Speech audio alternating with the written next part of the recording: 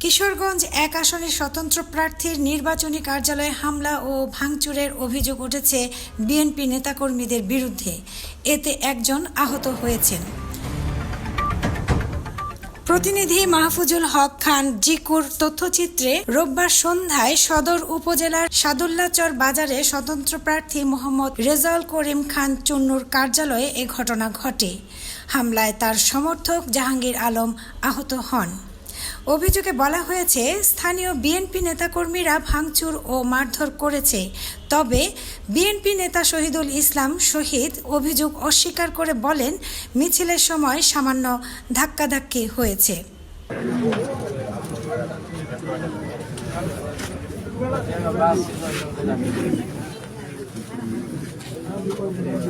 বাইরে আছে বলেন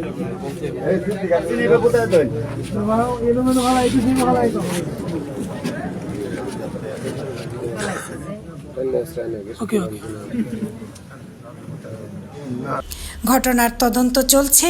এলাকায় উত্তেজনা বিরাজ করছে। পারুল বণিক ছোঁয়া, এন্টার টিভি।